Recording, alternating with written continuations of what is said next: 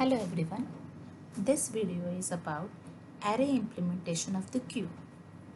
A queue is a linear data structure in which insertion is done at one end whereas the deletion is performed at the other end.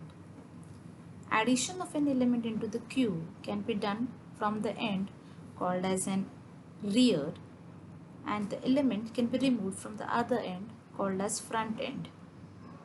Since the element that is inserted in first would be the first element to be taken out, the queue is also called as a FIFO structure, first in, first out structure. Queues can be best explained by considering an example of a queue for bus where the person who is first in the queue would be the first person to enter into the queue. The fundamental operations onto the queue are NQ, DQ and peak. So this is just a general representation of a queue where, as we can see, the elements would be inserted from one end and would be deleted from other end. So this end would be called as, where an insertion would happen, would be called as an rear end, and the end from which the deletion would happen would be called as an front end of the queue. So this is how, if you try to implement a queue using array, your array will look like. Since an array would have a fixed size, a queue will also have a fixed size over here. The queue can be implemented using arrays as well as using linked lists. We are talking about array implementation of the queue. So here this is the queue having the maximum size as 6. So our array indices are starting from 0 and ending at 5. So front is the element from which the deletions would happen, okay, and rear is an element from which the addition would done. So if you want to insert an element now into the queue, that would be inserted at this location, and if you want to delete an element from the queue right now, that would be deleted from front end.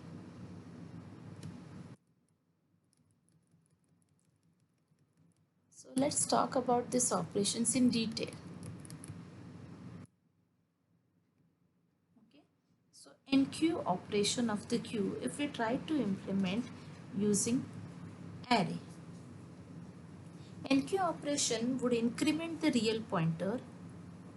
As we can see over here, if we try to insert D into this queue is already having 3 elements A, B and C.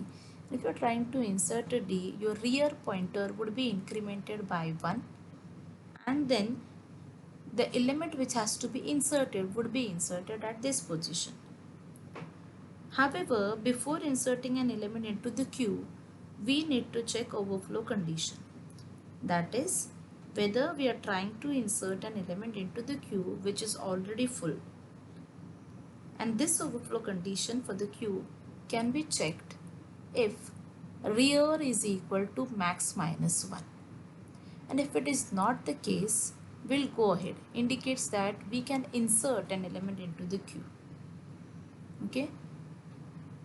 So, if now it's not an overflow condition, then we have to also check whether we are trying to insert a queue or element into an empty queue. If it is so, then we have to set the pointers, front and rear both. So if it is the case, if front is equal to -1 and rear is equal to -1, we will be simply setting our pointers to 0. And if it is not the case, you have to just increment the rear pointer by 1, and at that position you will be inserting an element. DQ operation of the queue. DQ is nothing but deleting an element from the queue. So this DQ operation deletes and returns the value where front pointer is pointing. However, before deleting an element from the queue, we must check for underflow condition. That is, are we trying to delete an element from the queue which is already empty? So if front is equal to -1 and rear is equal to -1, both are equal to -1, or in the case when say when if front is greater than rear, it's an underflow condition. And if it is not so, then you can delete an element from the queue.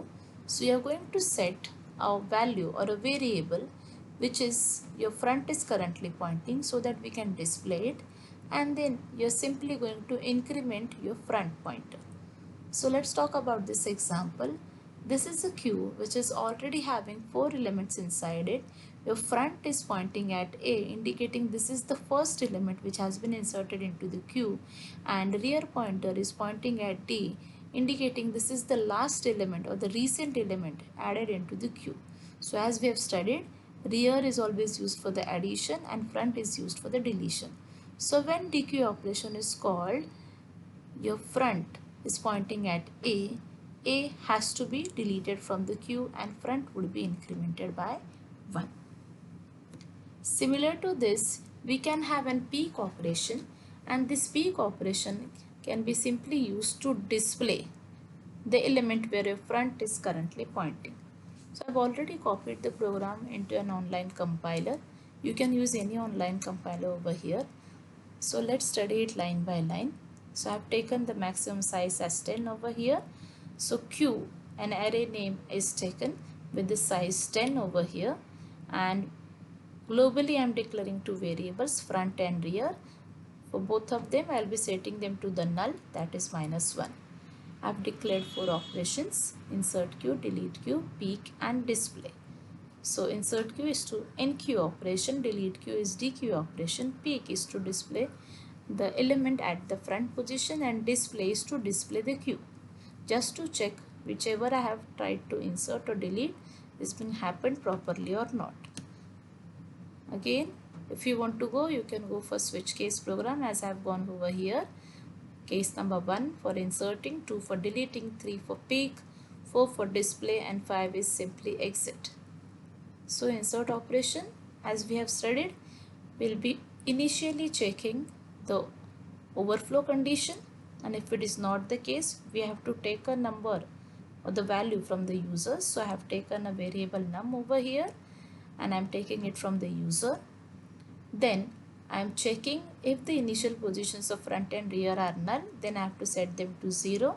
I will be setting the value which is given by the user at the rear position. Okay, and if they are not null, then I have to simply do what?